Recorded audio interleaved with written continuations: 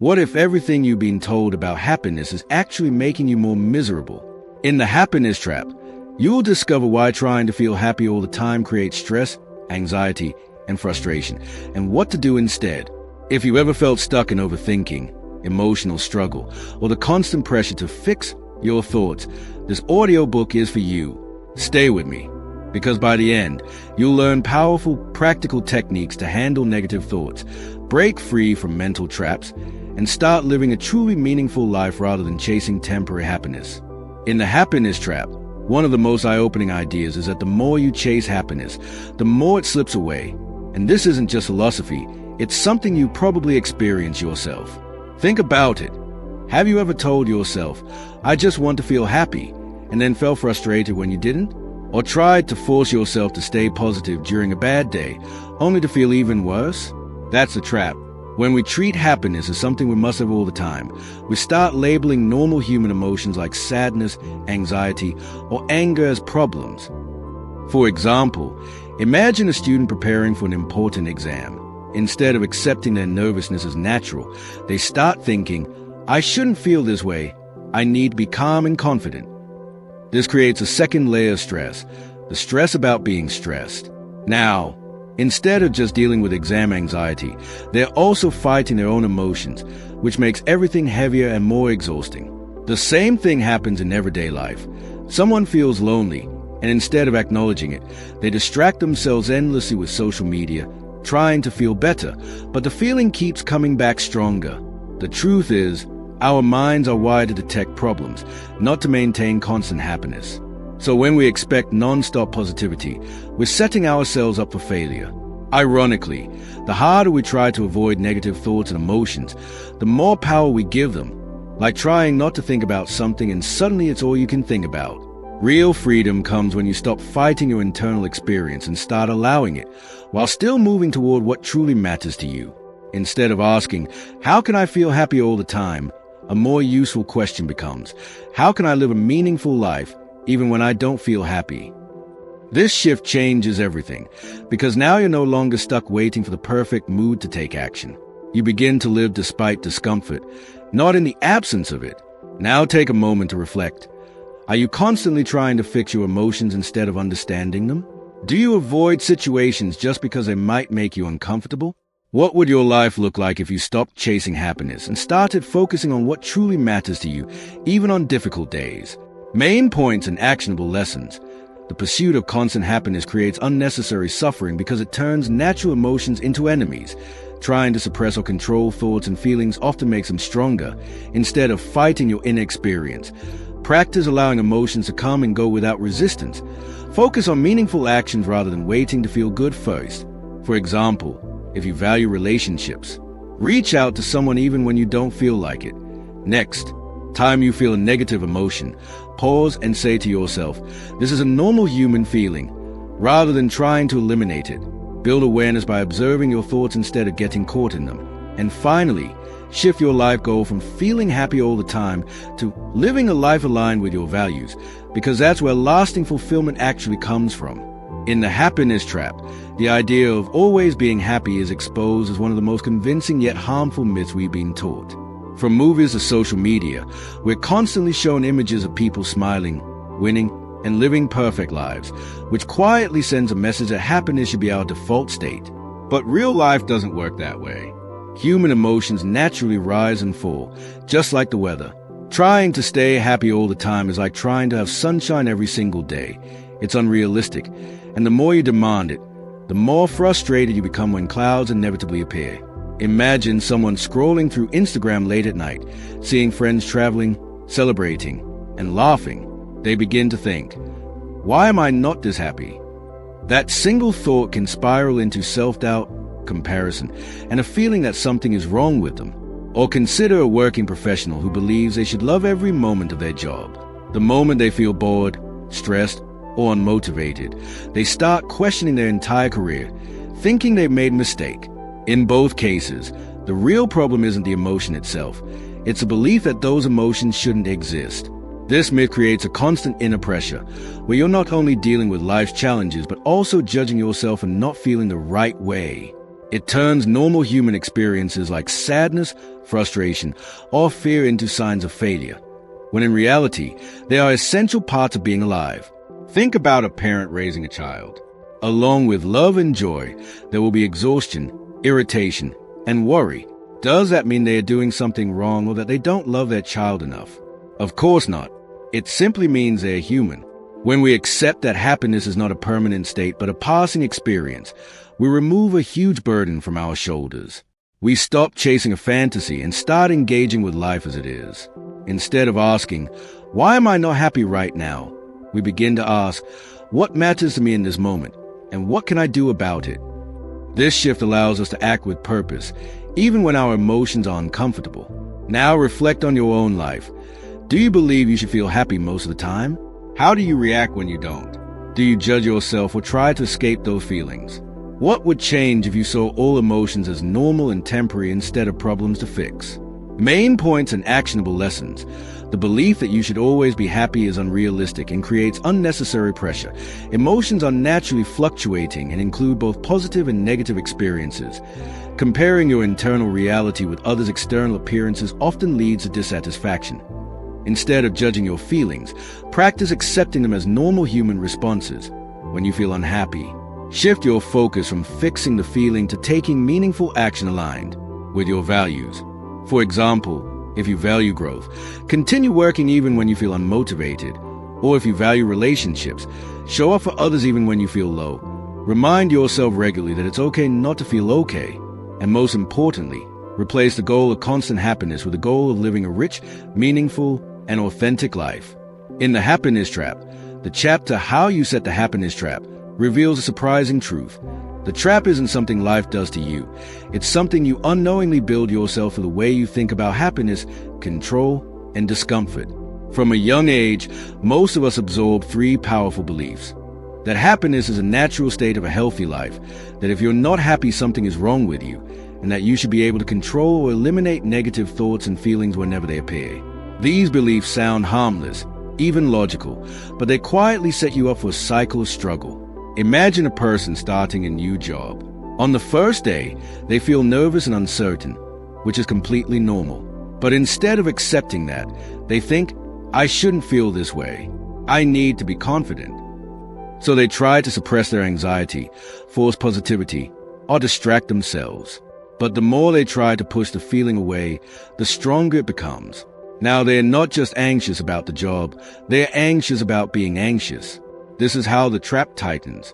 The same pattern shows up in relationships, health, and daily life.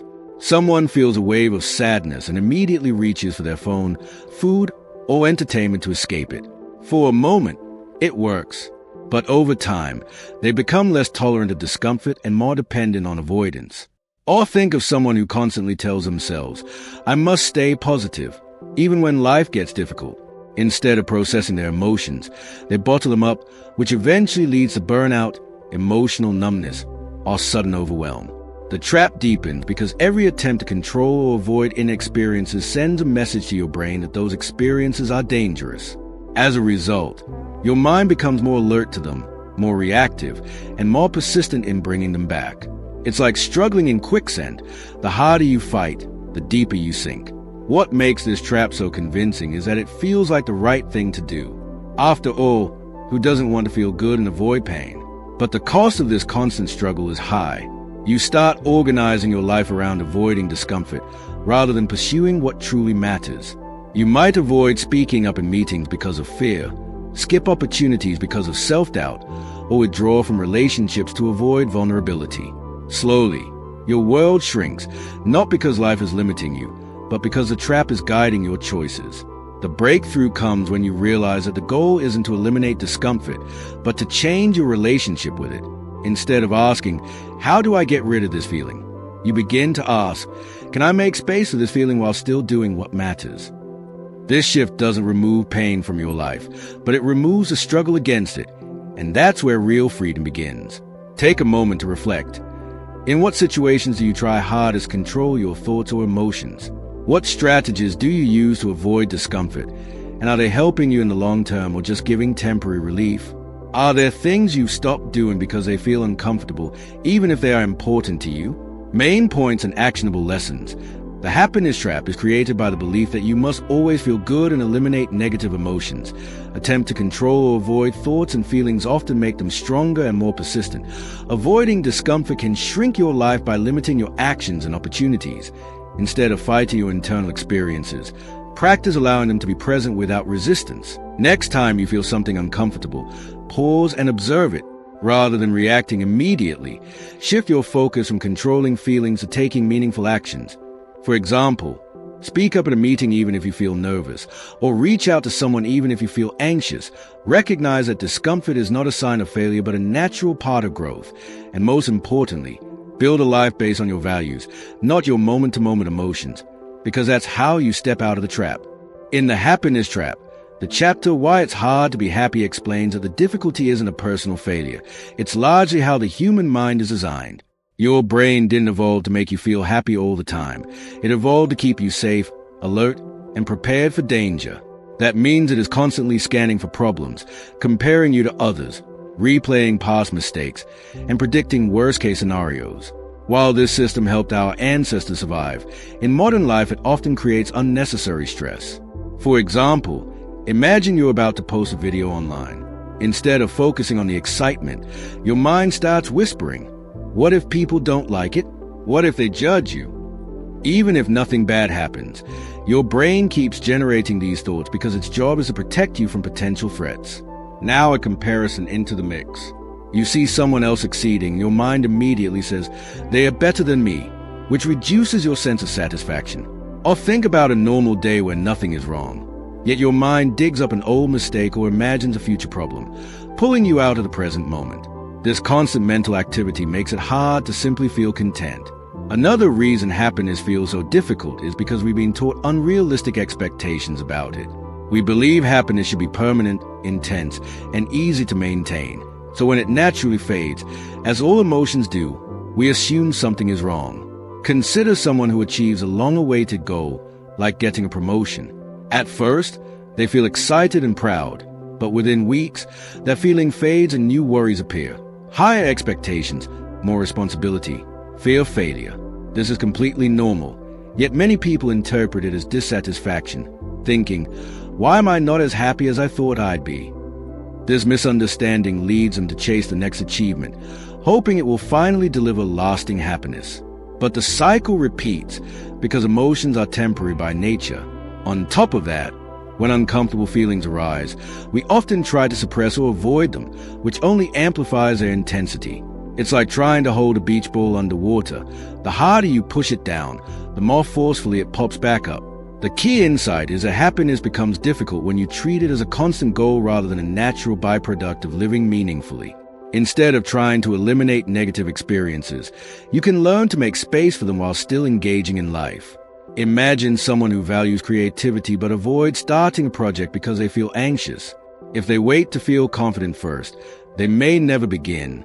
But if they accept the anxiety and take action anyway, they not only move forward but also reduce the power that anxiety has over them. Over time, this approach builds resilience and a deeper sense of fulfillment than chasing fleeting positive emotions ever could. Now pause and reflect. How often does your mind focus on problems even when things are going well? Do you compare yourself to others in ways that reduce your happiness? Are you waiting to feel a certain way before taking action in your life? What would change if you accepted that your mind is designed to think this way, and instead of fighting it, you work with it? Main points and actionable lessons. The human brain is wired for survival, not constant happiness, which is why it naturally focuses on threats and problems. Comparison, overthinking, and unrealistic expectations make it harder to feel satisfied. Emotions are temporary, so expecting permanent happiness leads to disappointment. Trying to suppress or avoid negative thoughts often makes them stronger, instead of chasing happiness. Focus on meaningful actions aligned with your values. Practice noticing your thoughts without believing every one of them. When you feel discomfort, allow it to exist while continuing to act. For example, work on a goal even if you feel anxious or uncertain. Remind yourself that not feeling happy all the time is normal, and shift your definition of a good life from feeling good all the time to living with purpose and resilience. In the happiness trap, the chapter The Problem with Trying to Control Thoughts and Feelings reveals a counterintuitive truth. The harder you try to control your inner world, the more out of control it feels. At first glance, it seems sensible. If a thought or feeling is unpleasant, why not get rid of it? But the mind doesn't work like a switch you can turn on and off. It behaves more like a stream, constantly flowing with thoughts, memories, and emotions, whether you like them or not. Imagine being told, "Don't think about a pink elephant." Instantly, that image pops into your mind. This simple example shows how control often backfires. The more you try not to think or feel something, the more attention you give it. And attention is what keeps it alive. This struggle shows up in everyday life in subtle but powerful ways. Consider someone lying in bed, trying to fall asleep. The moment they think, "I must sleep now," their mind becomes more alert. They start noticing every sound, every thought, every sensation, and sleep becomes even harder. Or think about someone preparing for a presentation who tells themselves, "I can't be nervous." Instead of calming down, their heart races faster, their palms sweat more, and their focus shifts from delivering the presentation to battling their own anxiety. In both cases, the effort to control the experience actually intensifies it. Over time, people develop habits of avoidance, distractions, procrastination, excessive scrolling, overeating, or even withdrawing from situations that might trigger uncomfortable feelings. These strategies may provide short-term relief, but they come at a long-term cost. They shrink your life, limit your opportunities, and keep you stuck in a cycle where discomfort feels like something to escape rather than something you can handle. The deeper issue is that when you treat certain thoughts and emotions as enemies, you create a constant internal battle. Instead of living your life, you're busy managing your mind.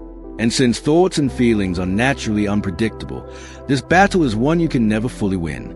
A more effective approach is not to control these experiences, but to change your relationship with them.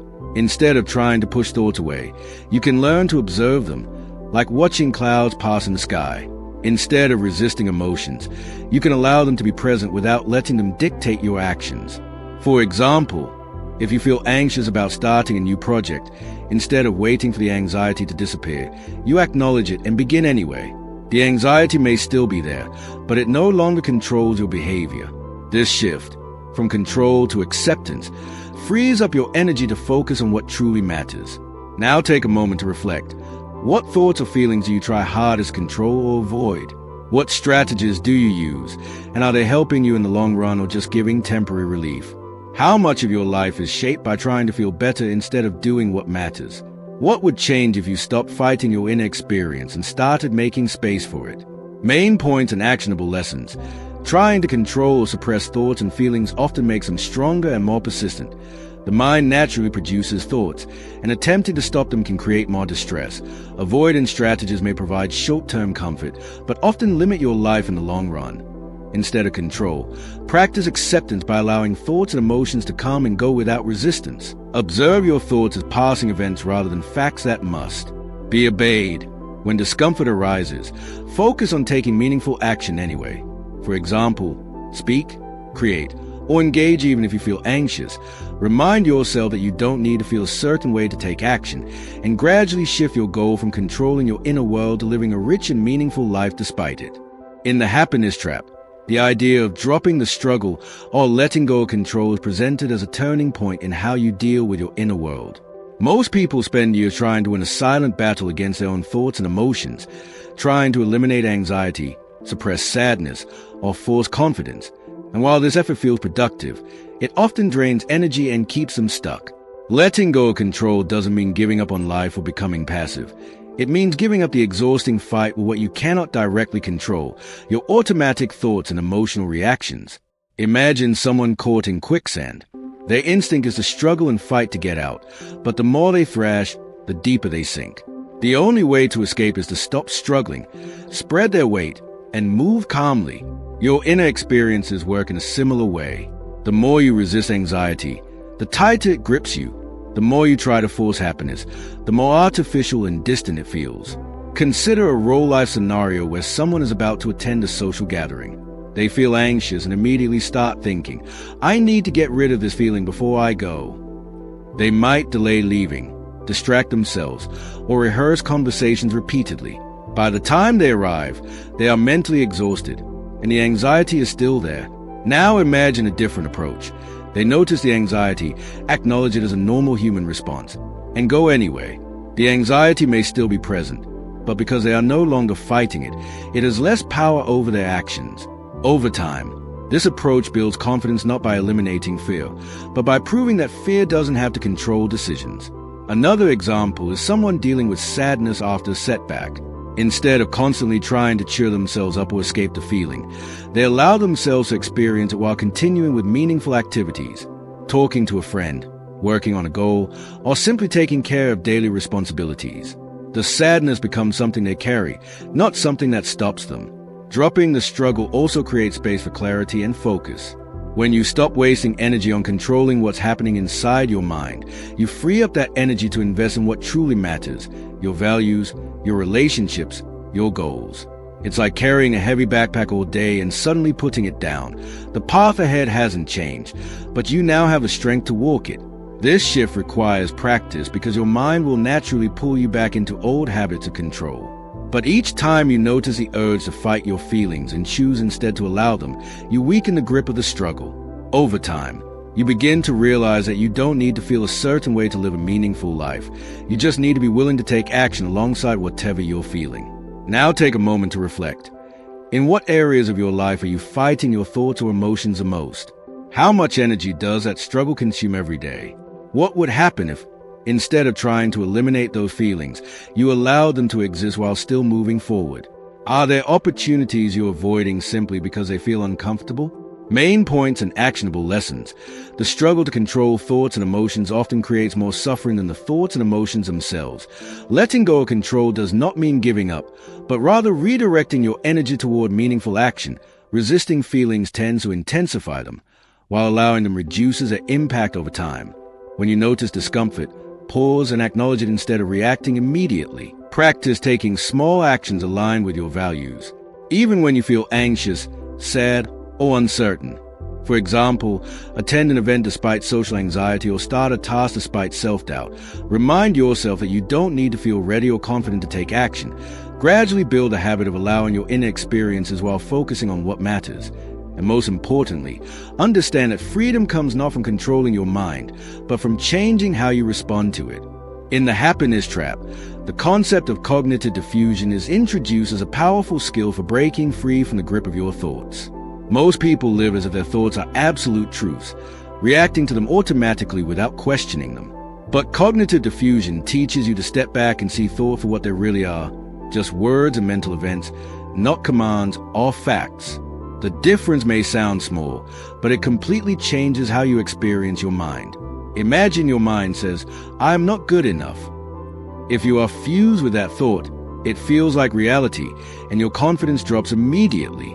But if you learn to diffuse from it, you can notice, "I am having the thought that I am not good enough." Suddenly, the thought loses authority. It becomes something your mind is producing, not something defining your identity. This happens in everyday life more often than we realize. For example, someone preparing for a job interview might repeatedly think, "I will mess this up." If they believe this thought completely, they may avoid preparing properly, lose confidence, or even cancel the interview. But if they step back and see it as just a mental prediction, not a fact, they can still feel nervous but continue preparing and showing up. Or consider someone trying to lose weight who thinks, "I have no willpower." If they take that thought as truth, they may give up easily.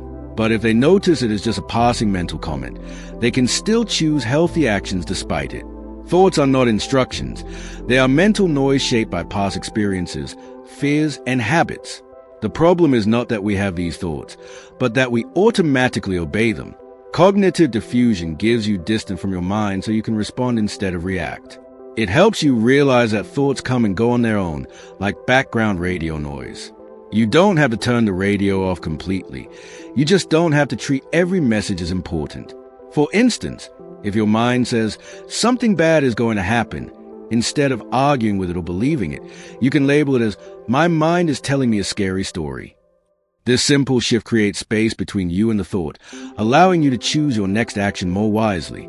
Over time, this practice weakens the control thoughts over your behavior. You begin to notice that even when your mind is noisy, you still have the ability to act according to your values. The real transformation happens when you stop trying to eliminate negative thoughts and instead learn to change your relationship with them.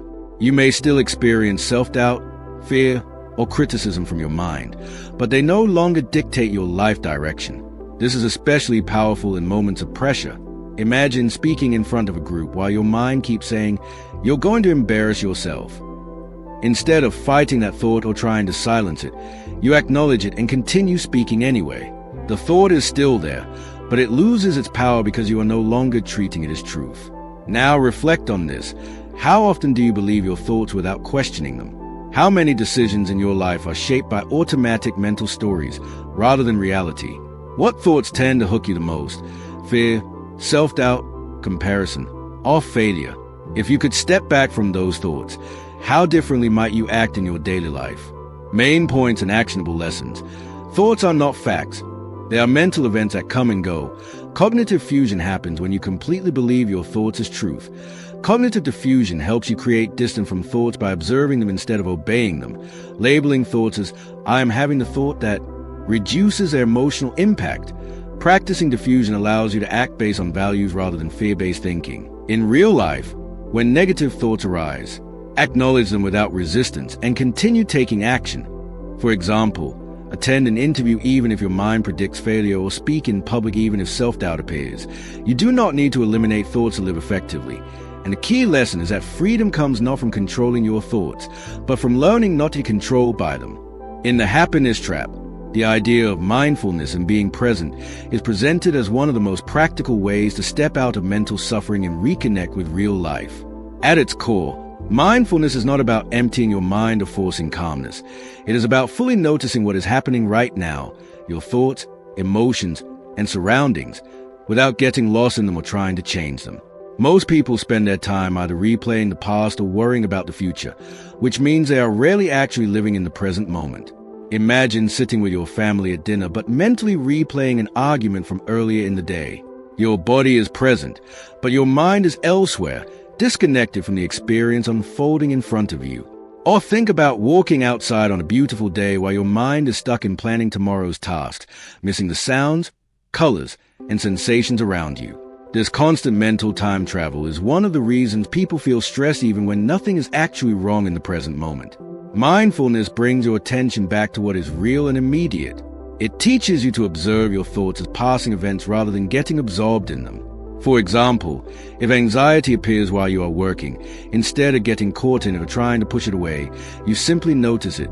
Tightness in the chest, racing thoughts, restlessness in the body. You observe it as if you were a scientist studying a phenomenon, without judgment. The key shift is from "I am anxious" to "I notice anxiety is present." This creates space between you and your experience, allowing you to respond more calmly and effectively. A student preparing for exams might notice thoughts like, "I am going to fail." But instead of believing them or fighting them, they acknowledge the thought and gently return attention to studying. The thought may still appear, but it no longer dominates their actions. Being present also helps break the cycle of automatic reactions. Many emotional struggles are intensified not by the situation itself, but by the stories the mind creates about it. For instance, someone stuck in traffic might become frustrated, not just because of the delay, but because their mind starts saying, "This is ruining my day, I'm going to be late, everything is going wrong." Mindfulness allows them to notice the frustration and the thought behind it without escalating the reaction. They can observe the environment, the sounds of the car, the feeling of sitting still, the rhythm of breathing, and create space between stimulus and response. This space is where choice exists. Instead of reacting with anger or panic, they can choose patience or acceptance. Over time, practicing mindfulness changes how you relate to life itself. You begin to realize that much of your suffering comes from being mentally absent from the present moment. When you return your attention to what is happening now, even difficult experiences become more manageable. Pain may still exist, but the added layer of resistance and mental struggle reduces. Life becomes less about escaping discomfort and more about experiencing reality as it is, moment by moment. This doesn't mean you stop planning or learning from the past. It means you stop being trapped in them. You start engaging with life directly instead of through the filter of constant mental commentary. Now reflect on this. How often are you truly present in what you're doing right now? How much of your day is spent in thoughts about the past or future? When you feel stress or anxiety, do you experience the moment itself, or do you get lost in the stories your mind creates about it? What would change if you practice returning your attention to the present instead of following every thought your mind produces? Main points and actionable lessons. Mindfulness is a practice of paying attention to the present moment without judgment. Most psychological suffering increases when the mind is stuck in past or future thinking. Observing thoughts and emotions as temporary experiences reduces their control over you. Shifting from "I am anxious" to "I notice anxiety" creates psychological distance. In daily life, you can practice mindfulness by focusing on your breath, sensations, or surroundings whenever you notice your mind wandering. During stressful moments, pause and observe what is happening internally and externally instead of reacting immediately. Mindfulness does not eliminate discomfort, but helps you respond to it more effectively. And the key lesson is that real freedom comes from fully engaging with the present moment instead of being lost in mental noise. In the happiness trap, the idea of accepting emotions instead of fighting them challenges one of the most common habits people develop in life: the instinct to push away anything uncomfortable. Most of us are taught, directly or indirectly, that emotions like sadness, fear, anger, or anxiety are problems that need to be fixed as quickly as possible. But this approach often backfires. The more you try to fight an emotion, the more intense and persistent it becomes. Acceptance, in this context, does not mean liking or approving of what you feel. It simply means allowing the emotion to exist without resistance while continuing to live your life. Imagine someone who feels anxious before a big presentation. Their natural reaction might be to suppress it, distract themselves, or tell themselves, "I shouldn't feel this way." But instead of disappearing, the anxiety grows stronger in the background, because now they are not only anxious about a presentation, but also frustrated about being anxious. This creates a double struggle. Now consider a different approach. The same person notices the anxiety and says to themselves, "This is uncomfortable, but it is just a feeling. I can allow it to be here while I do what matters." They might still feel nervous, but instead of fighting the emotion, they make space for it. They focus on preparing their presentation, speaking, and engaging with the task at hand. The anxiety may rise and fall, but it no longer dictates their behavior. This shift may seem small, but it changes the entire relationship between the person and their emotional experience. Another example is someone going through heartbreak. Instead of constantly trying to distract themselves with entertainment, work, or social media, they allow themselves to feel the sadness fully. They may cry, reflect, or sit with discomfort, but they also continue taking care of daily responsibilities. Over time, the emotion naturally loses intensity, not because it was suppressed, but because it was allowed to move through. The key insight is that emotions are not enemies to be defeated. They are temporary internal experiences that rise and fall on their own.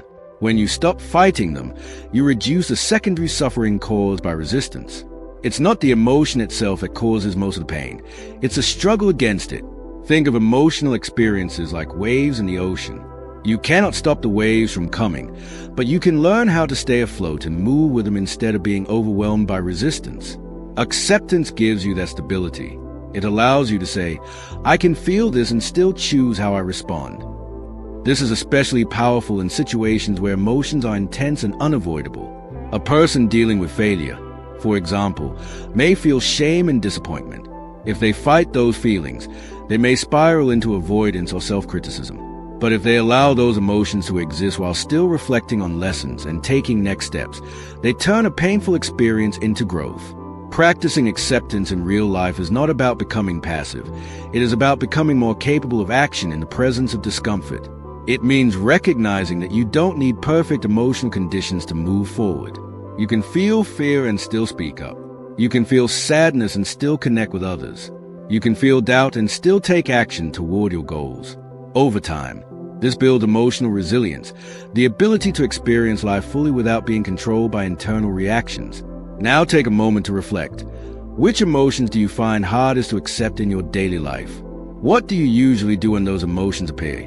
Do you resist them, distract yourself, or judge yourself for feeling them? How would your life change if you stopped trying to eliminate discomfort and instead learned to carry it while continuing to act? What opportunities have you avoided simply because you didn't want to feel certain emotions? Main points and actionable lessons. Emotions are natural and temporary internal experiences, not problems that need to be fixed. Fighting or suppressing emotions often increases their intensity and create additional suffering. Acceptance means allowing emotions to exist without resistance while still taking meaningful action. In real life, when uncomfortable emotions arise, acknowledge them instead of trying to push them away. For example, notice I am feeling anxious rather than I should not. Feel this. Practice continuing with important activities even when emotions are present, such as speaking despite fear or working despite sadness. Understand that emotions rise and fall on their own when not resisted. Stop waiting for emotional comfort before acting.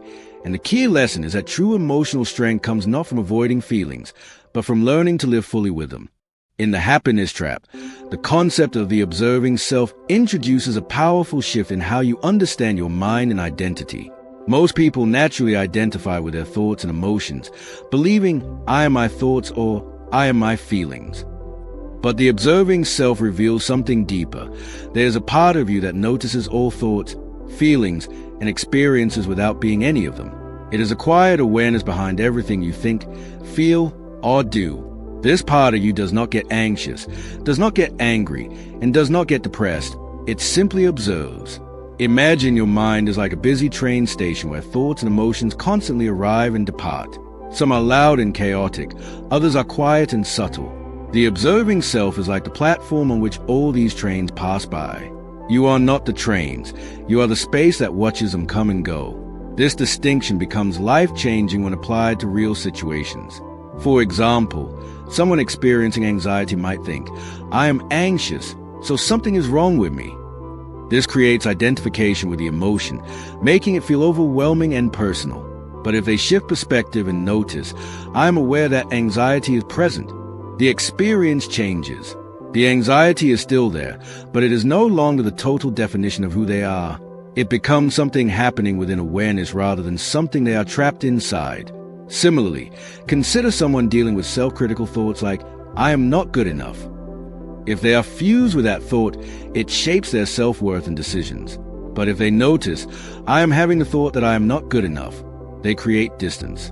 The thought becomes an event in the mind, not a fact about identity. A relatable example is someone preparing for a job interview. Their mind might generate a stream of thoughts. I will fail. They will judge me. I am not qualified. If they believe these thoughts completely, their confidence collapses before they even enter the room.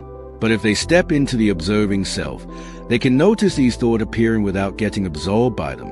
They might think, I notice my mind is producing fear-based predictions. This creates space, allowing them to walk into the interview and perform regardless of internal noise. The thoughts are still present, but they are no longer in control. Another example is during emotional conflict. A person in an argument may feel anger rising and immediately react. But if they can step back into awareness and notice, I'm experiencing anger right now, they gain the ability to pause, breathe, and choose a response instead of reacting impulsively. The observing self is important because it separates identity from experience. Without this awareness, people often believe their temporary thoughts define who they are. A single failure becomes, I'm a failure. A moment of fear becomes, I am weak. But when you recognize the observing self, you begin to see that thoughts and emotions are passing events, not permanent truths. You are the space in which all of them happen. This understanding reduces self-judgment and increases psychological flexibility, allowing you to respond to life more consciously instead of automatically. It also helps in difficult emotional periods, because no matter how intense your thoughts or feelings become, there's always a part of you that remains steady and aware. Practicing this awareness in daily life can be simple but powerful. It can start with noticing your thoughts during routine moments, while eating, walking, or working, and gently labeling them as mental events rather than truths. Instead of getting lost in them, you observe them as they come and go. Over time, this creates a sense of distance that allows you to respond more effectively in stressful situations. You begin to realize that you are not inside your thoughts. Your thoughts are happening inside you. Now reflect on this. When you experience strong emotions or negative thoughts, do you immediately believe they define who you are? How often do you confuse your mental experiences with your identity? What would change in your life if you consistently saw your thoughts as something you observe rather than something you are? Can you remember a moment when a thought felt completely true, only to later realize it was temporary? Main points and actionable lessons. The observing self is a part of you that notices thoughts and emotions without being defined by them. You are not your thoughts or feelings. You are the awareness that observes them. Identifying too strongly with thoughts leads to emotional overwhelm and self-judgment. Creating distance by saying, I notice I'm having the thought, that reduces their impact in daily life. Practice stepping back and observing thoughts as mental events instead of truths. During stressful situations, focus on awareness rather than content of thoughts. Remind yourself that thoughts and emotions are temporary and constantly changing. And the key lesson is that true psychological freedom comes from recognizing that you are the observer of your mind, not the contents of it. In the happiness trap, the idea of discovering your values shift the focus away from chasing emotions like happiness and instead ask a deeper question. What kind of life do you actually want to live? Values are not goals that you complete or achievements you reach. They are directions that guide your behavior over time. They describe how you want to treat yourself, others, and the world, regardless of how you feel in the moment. Many people confuse values with external success. For example, someone might say their goal is to become rich or famous, but those are outcomes, not values. A value will be something like growth, kindness, honesty, learning, or contribution. The difference is important because goals can be achieved and finished, but values are lifelong directions you keep moving toward. Imagine a person who values health. If they only rely on motivation or feeling good, they might go to the gym only when they feel energetic. But if they are guided by values, they go even when they feel tired or unmotivated because health matters to them beyond their momentary emotions. Or consider someone who values connection. They might feel anxious about calling a friend after a long time, but instead of letting anxiety decide their actions, they choose to reach out anyway because maintaining relationships is important to them. In both cases, values act like a compass. Even when emotions fluctuate, the compass direction remains steady. A powerful example can be seen in work life. Someone might not feel excited every day about their job. There are days of boredom, stress, or frustration. But if their value is responsibility or contribution, they continue showing up and doing meaningful work even when motivation is low. Over time, this creates a sense of purpose that does not depend on emotional highs. Without values, people often get stuck chasing short-term feelings. They wait to feel motivated before acting, or they abandon important goals when discomfort arises. This leads to inconsistency and dissatisfaction because life becomes controlled by emotional states rather than intentional direction. The process of discovering values requires reflection and honesty. It involves asking what truly matters to you beyond pressure, comparison, or external expectations. Many people live according to what they think they should value, such as status or approval, but feel empty because those are not deeply meaningful to them. For instance, someone might pursue a high-paying career because society values it, but feel unfulfilled if they personally value creativity or freedom. When values are unclear, life feels like drifting without direction. But when values are clear, even difficult experiences gain meaning because they are part of a larger purpose. Values also help you act during emotional discomfort. Instead of waiting for fear, sadness, or doubt to disappear, you learn to carry them while still moving forward. A student who values learning continues studying even when frustrated. A parent who values care continues supporting their child even when exhausted. A person who values growth keeps trying even after failure. This doesn't remove difficulty, but it changes how difficulty is experienced. It becomes part of a meaningful path rather than a reason to stop. Now reflect on this. What truly matters to you if you remove external pressure and comparison? Are your current actions aligned with what you say you value? How often do emotions stop you from doing things that are important to you? If you live more according to your values, how would your daily decisions change? What kind of person do you want to be in difficult moments, not just easy ones? Main points and actionable lessons. Values are not goals or achievement, but ongoing directions that guide how you want to live. External success and values are not the same, and confusing them can lead to emptiness. Acting according to values gives life meaning beyond temporary emotions. In real life, identify 3 to 5 core values such as growth, honesty, health, or connection, and use them as a decision-making guide. When emotions are low or difficult, take small actions aligned with your values. Instead of waiting for motivation, regularly ask yourself whether your daily behavior matches your values. Use values as a compass when facing uncertainty or discomfort.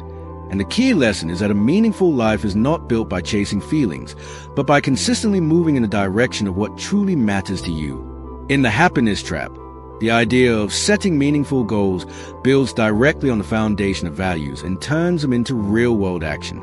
If values are the direction you want to travel in life, then goals are the specific steps you take along that path. The key insight is that goals are not about chasing happiness or avoiding discomfort, but about expressing your values in practical, measurable ways. Many people set goals based on pressure, comparison, or emotional impulses, which is why they often give up when motivation fades. But when goals are connected to values, they become more stable and meaningful, even during difficult moments. For example, someone who values health might set a goal of walking 30 minutes a day, not because they feel motivated every day, but because it reflects a life they want to build. On days when they feel tired or unmotivated, the value still gives them a reason to act. Imagine a student who values growth and learning. If they only rely on motivation, they may study only when they feel like it, which leads to inconsistency and stress before exams. But if they set meaningful goals, such as completing one chapter a day or practicing a set number of problems, they create structure that supports their values even when emotions fluctuate. Or consider someone who values connection but struggles with social anxiety. Their goal might be to call one friend each week or attend one social event per month. Even if anxiety shows up, the goal provides direction, and each small action builds confidence over time. The important point is that meaningful goals are not about perfection. They are about consistent movement in a chosen direction. A common mistake people make is setting goals that depend entirely on feeling good. They think, I will start when I feel ready, or I will do this when I am confident. But emotions are unreliable guides. They change constantly. If you wait for the perfect emotional state, you often end up stuck. Meaningful goals work differently because they are anchored in values rather than feelings. This means you can take action even when you feel uncertain, tired, or afraid. For instance, someone who wants to become a content creator might not feel confident posting videos at first. If they wait for confidence, they may never start. But if their value is creativity or expression, they can set a simple goal like uploading one video per week, regardless of how they feel. Over time, action builds confidence, not the other way around. Another important aspect of meaningful goals is breaking them into small, realistic steps. Large goals can feel overwhelming and trigger avoidance, but smaller actions make progress manageable. Instead of saying, I want to get fit, a more meaningful goal becomes, I will exercise for 15 minutes a day. Instead of, I want to be successful, it becomes, I will complete one important task a day. These small actions accumulate over time, creating real change without relying on constant motivation. The process also shifts your focus from outcomes to actions. Rather than obsessing over whether you succeeded immediately, you focus on whether you acted in alignment with your values. Now reflect on this.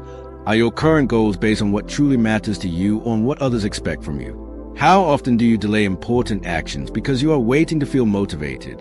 What small, realistic steps could you take today that align with your deeper values? If you continue your current habits for a year, where will they lead you?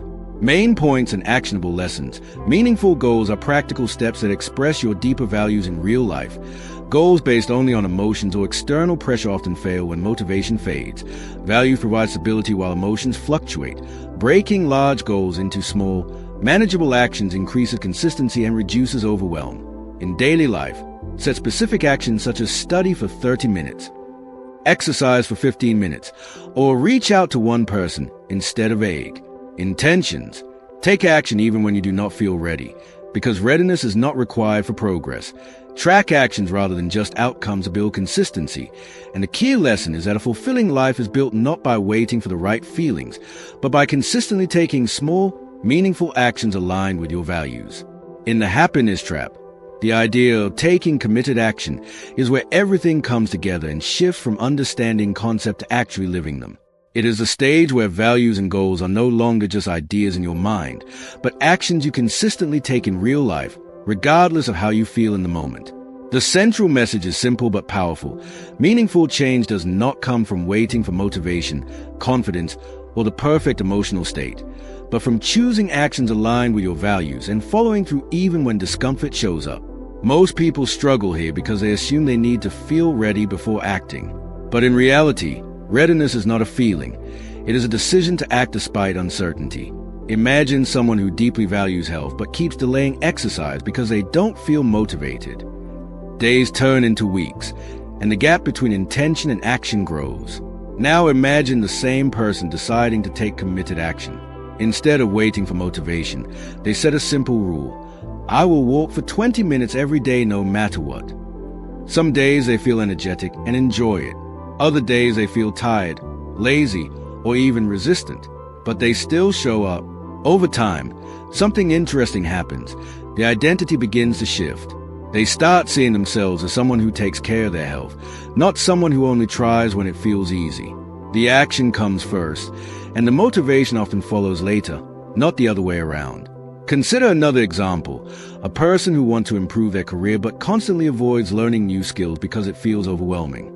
They wait for the right time or the right mood, but that moment never feels perfect. When they shift to committed action, they break the goal into small, consistent steps, watching one lesson per day, practicing for 30 minutes, or completing one task even if they feel uncertain. Some days they feel confident, other days they feel like giving up. But instead of letting emotions decide their behavior, they treat emotions as background noise and continue moving forward. Over time, these small actions accumulate into real skill, confidence, and opportunity. Committed action also means being willing to experience discomfort without letting it control your direction. Fear, doubt, boredom, and frustration are not signs that you should stop. They are natural parts of growth. For example, someone who values creativity might feel self-doubt every time they create something new. If they stop every time doubt appears, progress becomes impossible. But if they continue creating while carrying doubt with them, they eventually realize that discomfort and progress can exist at the same time. The goal is not to eliminate internal resistance, but to stop letting it dictate your actions. This approach changes the relationship between you and your life. Instead of reacting to emotions, you start responding to values. Instead of asking, do I feel like doing this? You begin asking, is this action aligned with who I want to be? That shift removes a lot of unnecessary struggle because you are no longer negotiating with your feelings before every decision. You simply notice them and act anyway. This does not make life easy in terms of emotion, but it makes life richer in terms of direction and meaning. Now reflect on this. What important actions have you been postponing because you are waiting for the right mood or motivation? How often do your emotions control what you do each day? If you stopped relying on feelings and started relying on values instead, what would change in your routine? What kind of person would you become if you consistently acted on what matters, even on difficult days? Main points and actionable lessons. Taking committed action means choosing behaviors based on values rather than emotions. Waiting for motivation or readiness often lead to procrastination and stagnation. Real change happens through consistent small actions, not occasional bursts of effort. Discomfort is a natural part of meaningful growth and does not mean you should stop. In daily life, set simple, repeatable actions like walking, studying, practicing, or creating, and do them regardless of mood. Treat emotions as temporary experiences rather than instructions to behavior. When doubt or fear appears, acknowledge it but continue acting in line with your values. And the key lesson is that a meaningful life is built not by waiting to feel ready, but by consistently taking committed action in the direction of what truly matters. In the happiness trap, the section Overcoming Fear, Doubt, and Obstacles explains a crucial truth that most people misunderstand. Fear, doubt, and internal resistance are not signs that you are on the wrong path. They are normal parts of doing anything meaningful. The mind naturally produces these experiences whenever you step outside your comfort zone, because its job is to protect you from uncertainty and potential failure. But the problem begins when people interpret these feelings as instructions to stop. Instead of seeing fear as a companion to growth, they treat it as a warning sign that something is wrong. For example, imagine someone who wants to start a new business.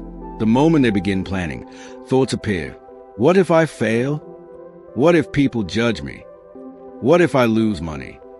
If they believe these thoughts fully, they may never take action. But if they understand that fear is simply the mind's way of reacting to uncertainty, they can move forward despite it. Doubt works in a similar way. Consider a student who wants to apply for a competitive exam. They may think, I am not good enough, or others are more prepared than me. These thoughts feel convincing, but they are not predictions of reality. They are mental reactions to challenge. If the student treats doubt as truth, they may avoid applying altogether, limiting their own potential. But if they recognize doubt as just a thought, they can prepare and apply anyway, giving themselves a real chance to grow. Obstacles also come in many forms: lack of time, energy, confidence, or even external criticism. The key insight is that obstacles are inevitable in any meaningful pursuit. The question is not how to eliminate them, but how to respond to them. A powerful example can be seen in everyday fitness journeys. Someone decides to get fit and starts exercising, but quickly encounters resistance, tiredness after work, lack of motivation, soreness, or self-doubt. If they interpret these obstacles as reasons to stop, progress never happens. But if they expect obstacles as part of the process, they begin to see them differently. Instead of, "I can't continue because I feel tired," they shift to, "I feel tired, and I will still do a shorter workout today." This small shift keeps momentum alive. Over time, they realize that fear and doubt never fully disappear, but they become less powerful when not obeyed. Another important idea is that fear often grows when you avoid it and shrinks when you face it. Imagine someone afraid of public speaking. Each time they avoid speaking opportunities, the fear becomes stronger and more limiting. But when they gradually expose themselves to speaking, even while feeling nervous, they begin to learn that fear is survivable. The nervousness may still be present, but it no longer controls their actions. This is the essence of overcoming obstacles, not eliminating internal discomfort, but learning to move forward alongside it. The book emphasizes that meaningful lives are not built in the absence of fear, but in the presence of action despite fear. If you wait until you feel confident, ready, or fully prepared, you may wait forever. Growth happens when you bring your fear with you and act anyway. Over time, your mind learns a new pattern. Discomfort does not mean danger, and doubt does not mean stop. Instead of being blocked by internal resistance, you begin to move through it. Now reflect on this. What fears are currently stopping you from taking action in your life? How often do you interpret doubt as a sign to quit instead of a normal mental reaction? What obstacles have you used as reasons to delay your goals? If you stopped waiting for fear to disappear, what actions would you take today? How would your life change if fear and doubt were no longer decision makers?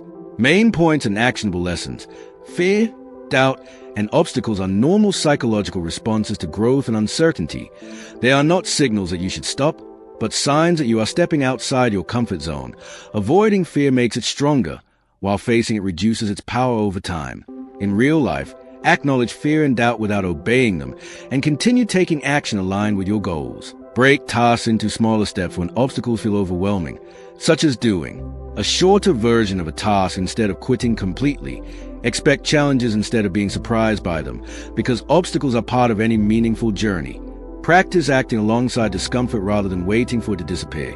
And the key lesson is that a meaningful life is not built by avoiding fear, but by learning to move forward with it.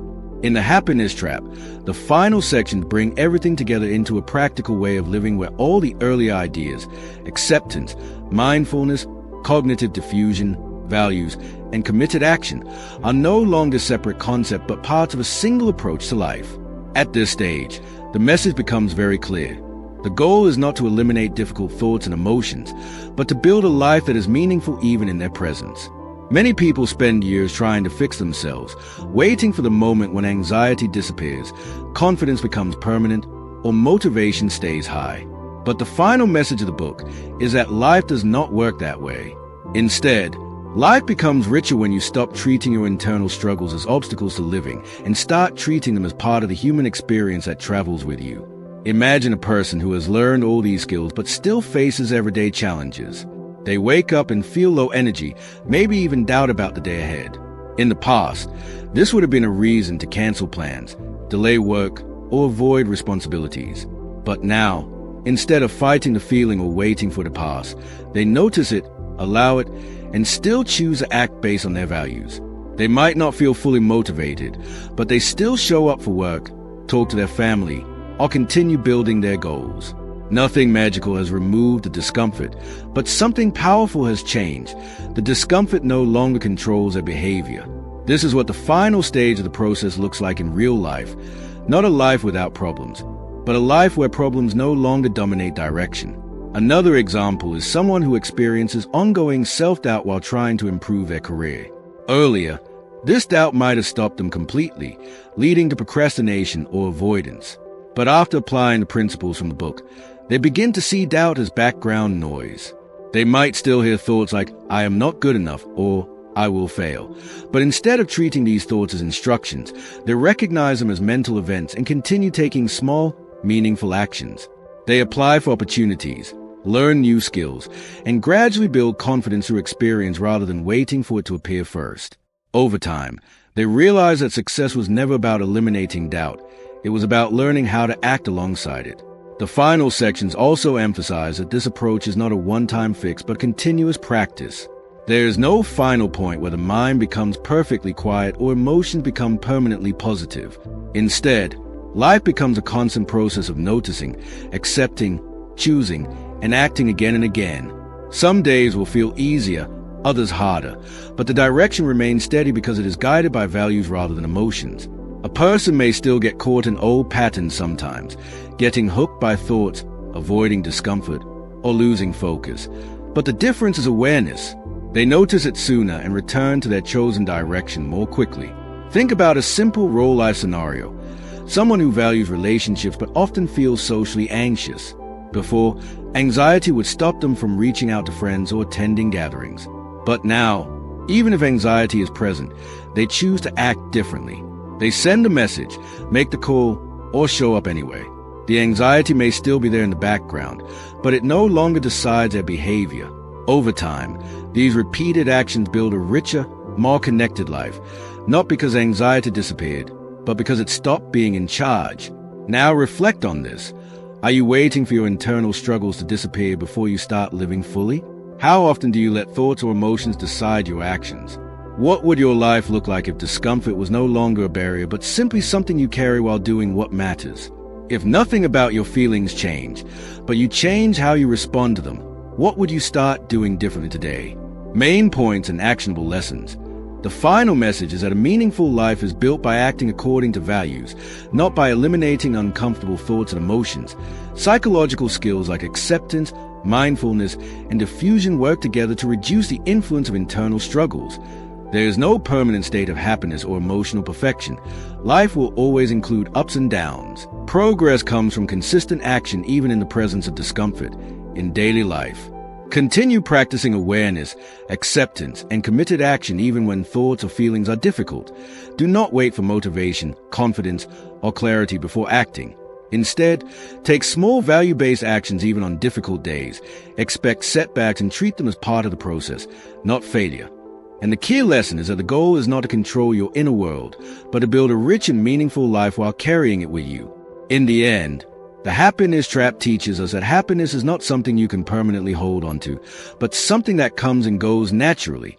The real shift happens when you stop fighting your thoughts and emotions, start accepting them, stay present in the moment, connect with your values, and take committed action even when life feels uncomfortable. When you apply these principles, you don't escape life's difficulties. You learn how to live fully with them while still moving in the direction that truly matters to you.